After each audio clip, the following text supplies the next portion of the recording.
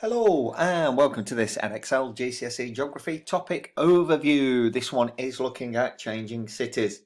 Remember, this is only a very short review of the key information. You should be using your class notes, revision guides and other revision notes to help make sure you've got the best understanding of the topic.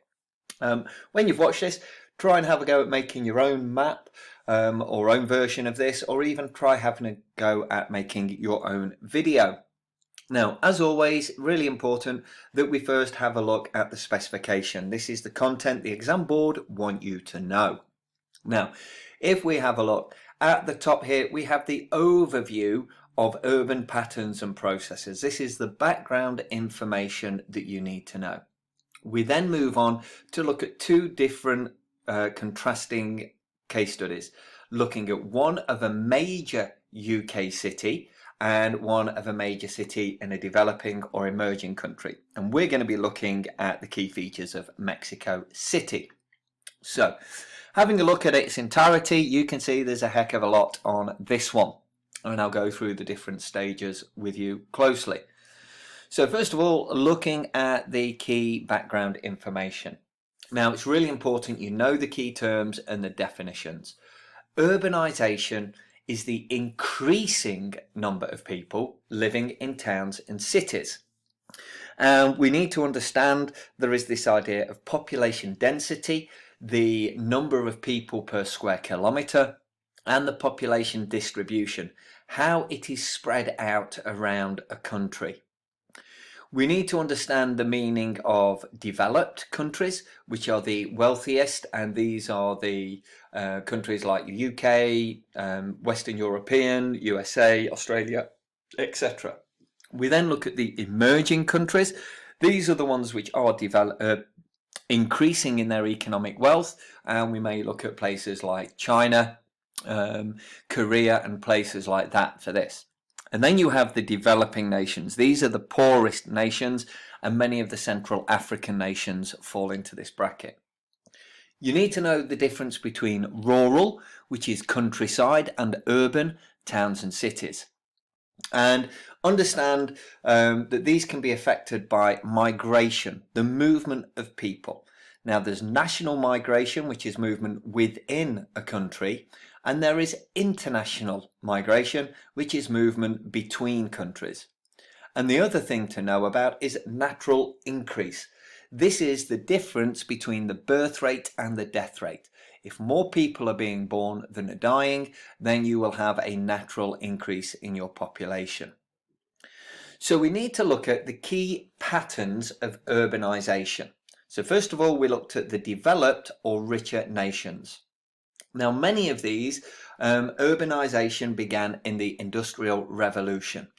As there were more factories, there were more jobs in the cities, and so people were attracted by these push factors.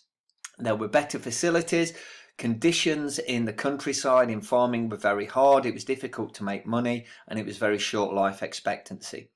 So urbanisation really began in developed nations in the Industrial Revolution. By the 1960s, 60% of the population in developed countries were living in urban areas, and in 2020 that's over 75%. So growth, but relatively slow growth. The problems to this, there is some overcrowding, particularly in smaller nations and in some of the inner cities. There is also the cost. As more people migrate in, the cost can be quite expensive to live in cities, and there's also the issue of pollution. When we look at emerging and developing nations, we see it's very different. The rapid growth has been in the last 50 years, from around 20% urban population in 65 to well over 50% now. And again, the migration has been due to these pull factors and push factors. So the push factors being the negative, the pull factors being the positive. Please note that I got that wrong up here. Obviously, these pull factors would be the jobs, the better living conditions, etc. So Again, life is hard in rural areas. There's not much money. Jobs are very, very difficult. Whereas people perceive there are better jobs, better education, better healthcare within the cities. Now, this rapid growth has led to major problems. Mega cities, cities in excess of 10 million people, and not enough land, and also not enough time to build all the facilities that they need. So this has led to issues such as slums and overcrowding, which in turn leads to poor sanitation, water supply, and poor health. And also it can mean fewer people in rural areas, so less farmers. The benefits that people perceive is better education, better healthcare and jobs. But again, these benefits are often outweighed by the problems because of the sheer number of people. Now, looking at UK urbanisation, we can see that the distribution is spread between a few major areas. The southeast and London being the most populated, and areas spreading out from London on the M4 corridor. There are also large cities and conurbations where cities have joined together, such as the West Midlands, East Midlands and South Yorkshire. Manchester is also where a number of towns and cities have mixed together. And you've also got large populations in South Wales around Cardiff, Newport and Glasgow, Edinburgh. The reasons for this distribution could be physical. The climate, which can be based on relief. People aren't going to live in mountainous areas in large numbers because it's difficult to build on. You need to look at the resources available. Is there good soil for farming and food? Is there coal for industry? Is there good water, and is there easy accessibility to other areas? There are also historical factors, such as the Industrial Revolution. Where were these factories taking place? Also, another factor is political factors, making sure that people are attracted to centres of power for more jobs and money. There are regional factors and national factors as well for politics. There are also economic factors. Are there good transport links for businesses in ports and airports? Universities, they can have a lot of educated people, so businesses and therefore jobs and people attracted there. And again, looking at the resources such as coal. Moving on to the case studies then. So looking at Birmingham. Looking at the location, you need to know its site. This is the land that it's built on. It's built on a high plateau above the floodplain, but near a river for water. Its situation is the surroundings. It's in the centre of the UK. And when it was established, it was near to big towns such as Stratford and Warwick, which were important. And connectivity is another factor. So it's got good road links, motorways going to and around it, good rail links, and a major airport as well. Now, when we look at the structure of Birmingham, it's a typical developed city in that the CBD, the Central Business District, is the oldest part. But much of it has been knocked down and modernised, so you might get high-rise buildings as well as some of the older historical important administrative and political buildings.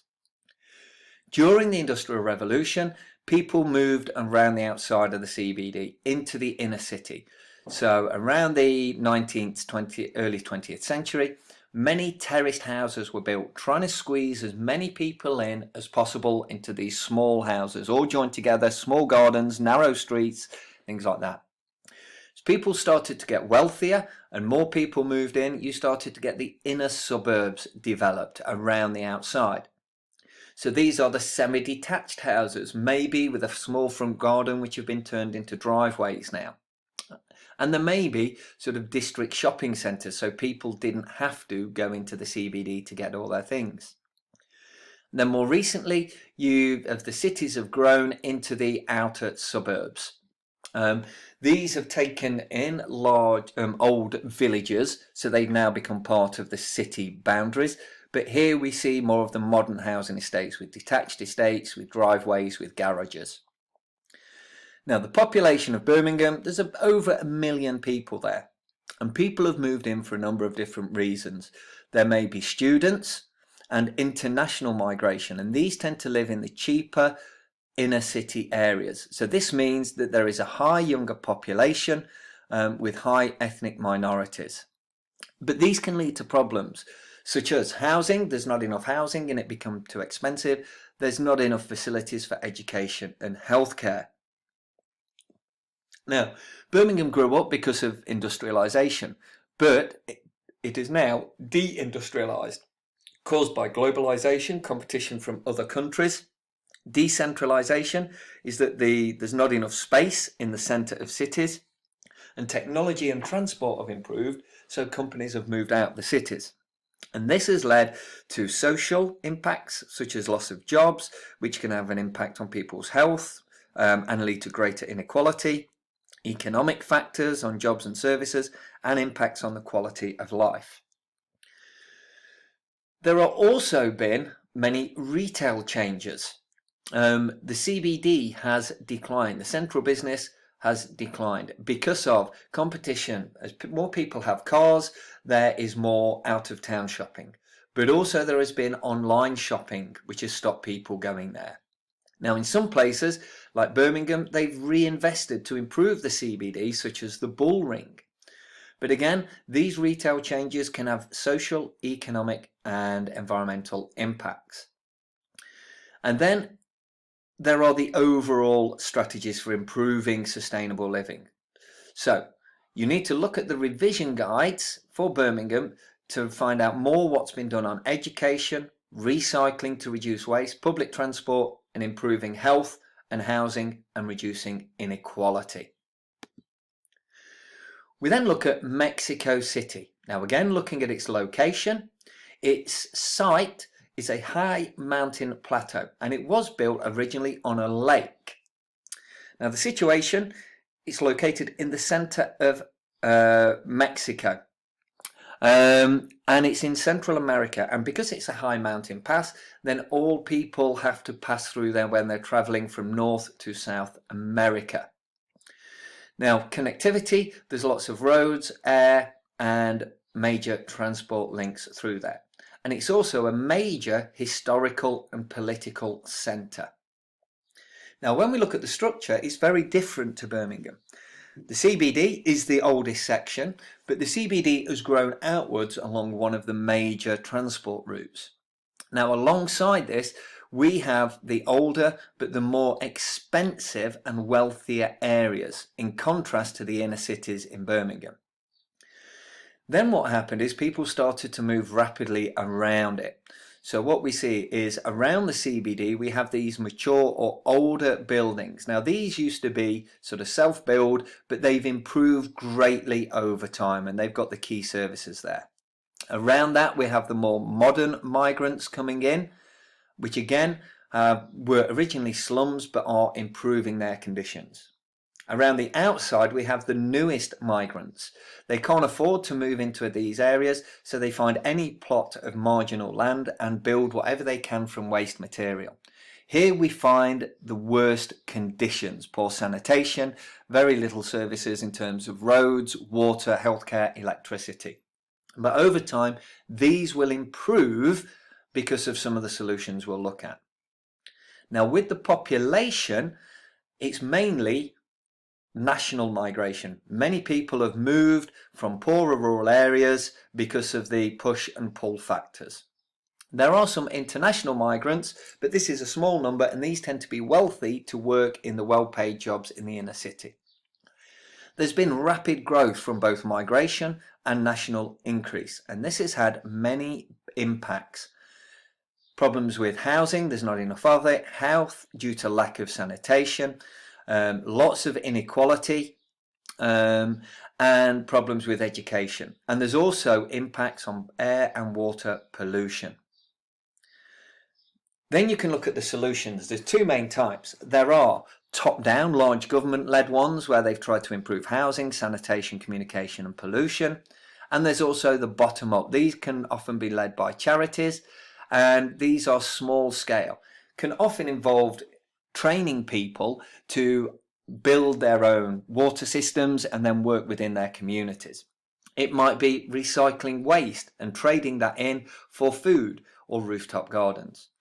But again, you need to remind yourself of the detail by looking at the revision guide, pages 64 to 67. So that was a very quick overview Here's everything again. I hope you find it useful. Please have a go at making your own. Have a look at the other videos in the series. Thanks for watching and see you soon. Take care. Bye.